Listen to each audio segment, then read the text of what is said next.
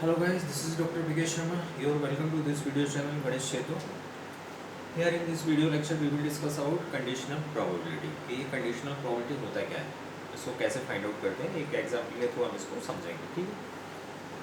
तो सबसे पहले तो हमने क्या लिया है, पहले तो हम कंडीशनल प्रोबेबिलिटी के लिए एक फॉर्मूला बना रहे हैं ना डेफिनेशन के थ्रू. देन एक क्वेश्चन करेंगे, right.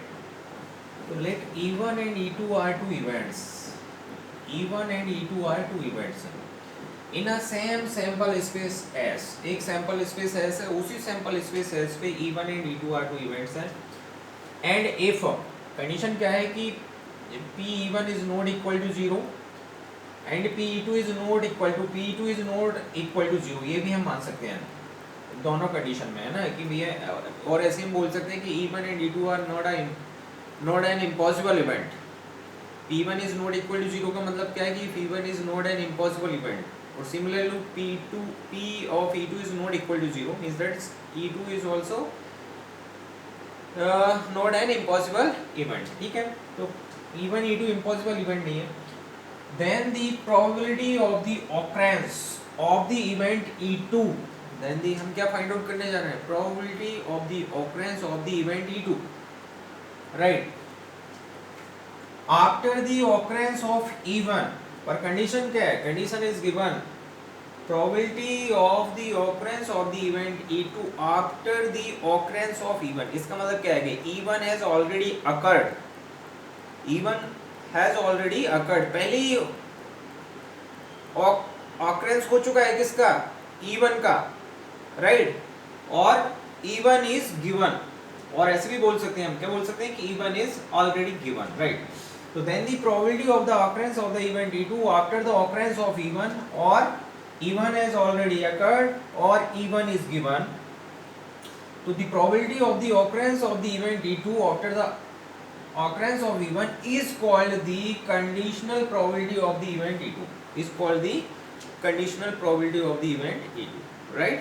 And it is defined as P of E2 by E1, that is conditional probability of E2 if E1 has already occurred, is equal to, कैसे मिलता है, P of E1 intersection E2 upon P1.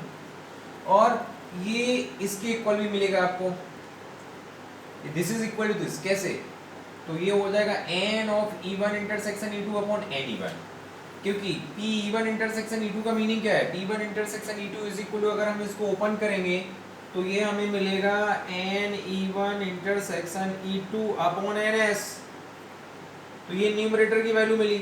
Similarly P1 find out करेंगे तो वो कैसे मिलेगा, N E1 upon NS. अब ये न्यूमरेटर की वैल्यू है, ये डिनोमिनेटर की वैल्यू है, इन दोनों को यहाँ पुट करोगे तो NS से NS कैंसिल आउट हो जाएगा और ओनली न्यूमरेटर में क्या बचेगा, N E1 intersection E2 upon N E1 means that number of elements in the event E1 intersection E2 upon number of elements in the event E1. तो ये क्या हो जाएगा, this is the probability of the occurrence of the event E2 while E1 has already occurred or E1 is given, or this is called conditional probability of E2. Conditional probability of E2. और where P1 is not equal to 0, right? तो conditional probability of E2 find out करना है. if E1 has already occurred तो हम formula number 1 use करेंगे. Similarly यहाँ इस फार्मूले के थ्रू हम क्या फाइंड आउट कर सकते हैं, if we want to find out the conditional probability of E1 after the occurrence of E2 or if E2 has already occurred, so then we do use of formula number second, that is ये क्या represent करता है, this is the probability of the occurrence of the event E1 after the occurrence of the event E2, or conditional probability of E1 if E2 has already occurred is equal to P of E1 intersection E2 upon P2, means that probability of the event E1 intersection E2 upon probability of the event E2, और is equal to, similarly जैसे अभी मैंने simplify करके बताया तो यहाँ n के form में आ जाएगा N of E1 intersection E2 upon N E2, right? So first is the formula for finding out the conditional probability of E2 if E1 has already occurred, and second is the formula for finding out the conditional probability of E1 if E2 has already occurred, right? सो ये conditional probability की definition है। अब देखते हैं हम कोई एक example देख लेते हैं, ये 4 example. Consider the experiment of tossing 3 fair coins. Consider the experiment of tossing 3 fair coins. 3 fair coins हैं, अनबाइस्ड कॉइन्स हैं, और वो एक्सपेरिमेंट क्या है? Consider the experiment of tossing 3 fair coins. तो then total number of possible outcomes कितने हो जाएंगे? Total number of possible outcomes 8 हो जाएंगे। तो set of total number of possible outcomes क्या होगा? सैंपल स्पेस होगा। तो ये हम सैंपल स्पेस बना रहे हैं। अब इस सैंपल स्पेस में क्या रहे हैं? Total number of possible outcomes क्या होगा? जब है ना 3 फेयर कॉइन को हम है ना टॉस करेंगे तो हमें क्या मिलेगा? तीनों पे एच एच एच मिल सकता है। एच मींस दैट हेड, तीनों पे हेड हेड मिल सकता है। तो ये पहला एलिमेंट आ गया है इसका, पहले दो पे हेड, तीसरे पे टेल, ये दूसरा एलिमेंट आ गया। पहले पे हेड, दूसरे पे टेल एंड तीसरे पे हेड, तो ये तीसरा एलिमेंट आ गया। पहले पे हेड, नेक्स्ट टू पे, पहले पे टेल, नेक्स्ट टू पे हेड, तो ये चौथा एलिमेंट आ गया। पहले पे हेड, नेक्स्ट टू पे टेल, तो ये फिफ्थ एलिमेंट आ गया। पहले पे टेल और लास्ट पे टेल और बीच वाले पे हेड, तो ये सिक्स एलिमेंट आ गया। फर्स्ट टू पे टेल एंड लास्ट पे हेड, तो ये सेवंथ एलिमेंट आ गया। और तीनों पे ही टेल मिलेगा, तो वो एट्थ एलिमेंट आ गया। तो यहाँ एज सैंपल स्पेस मिल गया, और total number of element in this sample space that is S कितनी है? ns is equal to 8। Okay, अब क्या है कि E one and E two two events है ना, वो डाल देते हैं कि इवन क्या है, ई2 क्या है। तो देखते हैं हम, let E one be the events of at least 2 heads appear. At least 2 head appear, यानी कि इवन के अंदर ऐसे एलिमेंट्स आ रहा है जिनमें एटलीस्ट 2 हेड होना चाहिए। एटलीस्ट 2 होना चाहिए, मतलब 2 और मोर देन 2 हेड्स हो, सीधी सी मतलब ये है। इवन क्या है? Even represents for the events of at least 2 heads appears and E2 B the event first coin shows tell. तो ई2 के अंदर वो सभी एलिमेंट आएंगे जिनमें फर्स्ट एलिमेंट टेल होना चाहिए, ठीक है ना? जिनका फर्स्ट एलिमेंट कैसा होना चाहिए? टेल होना चाहिए। ओके, तो ये कंडीशन डाल दी हमने, किस पे? E2 पे डाल दी है। ओके, देन इवन कैसे बनेगा है ना? इवन की फेवरेबल आउटकम्स क्या हो जाएंगे है ना?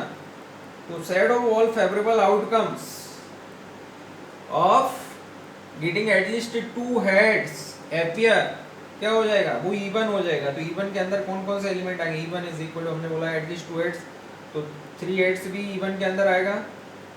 ये 2 हेड्स, यहाँ भी 2 हेड्स, यहाँ भी 2 हेड्स। तो इवन के अंदर कितने एलिमेंट आए? 4, 1 2 3 4। तो n1 इज इक्वल टू 4 आ गया।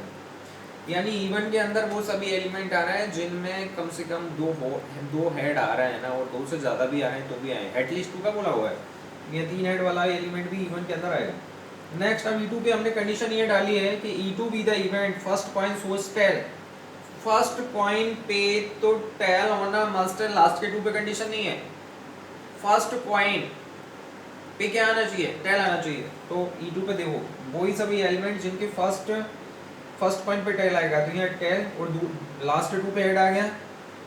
फर्स्ट पे टेल, सेकंड पे हेड, थर्ड पे टेल आ गया।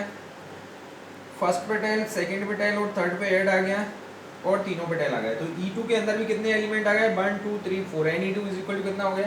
4 हो गया, राइट? अब हम एलिमेंट देख लेते हैं कि E1 एंड E2 जो इवेंट्स है दोनों का जो इंटरसेक्शन है, एक इवेंट होगी अगेन एक इवेंट होगी, इंटरसेक्शन ऑफ 2 इवेंट अगेन एक इवेंट होगी, तो उसके अंदर कैसे एलिमेंट होंगे? दोनों के अंदर जो कॉमन एलिमेंट आ रहे हैं वो एलिमेंट होंगे। तो E1 intersection E2 is equal to क्या है? देखो THH, ये वाला जो एलिमेंट है ना, ये E1 एंड E2 में दोनों में कॉमन है, क्योंकि एटलीस्ट 2 हेड भी आ रहे हैं और एक इसका फर्स्ट कॉइन पे टेल आना चाहिए। तो E1 इंटरसेक्शन E2 आ गया।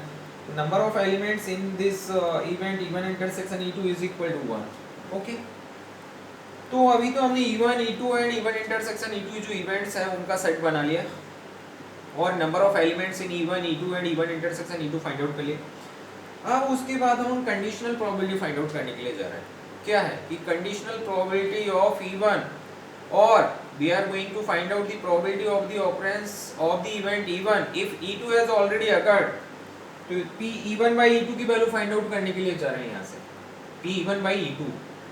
तो इसका मीनिंग क्या है probability of the occurrence of the event E1 if E2 has already occurred or conditional probability of E1 if E2 is already given is equal to क्या हो जाएगा फार्मूला लगा दीजिए ये वाला n E1 intersection E2 upon n E2 P E1 upon E2 is equal to n E1 intersection E2 upon n E2 तो n E1 intersection E2 का value है 1 n E2 की वैल्यू है 4 तो ये क्या आ गई कंडीशनल प्रोबेबिलिटी ये 1/4 आ गई ये आंसर आ गया तो conditional probability of E1 if E2 has already occurred is equal to 1/4 theoretically meaning क्या है कि probability of getting at least probability of getting at least two heads appear if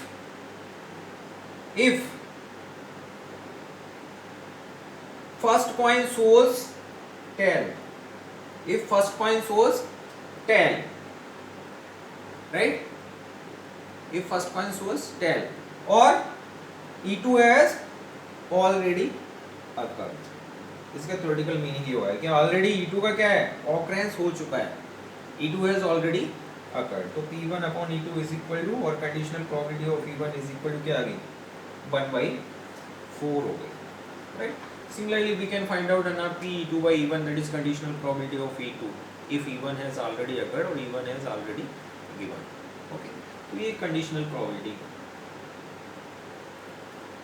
ये हमने कंडीशनल प्रोबेबिलिटी के बारे में डिस्कस किया और एक एग्जांपल भी हमने इस पे किया ओके इस लेक्चर में इस वीडियो लेक्चर में इतना ही okay thanks for watching this video lecture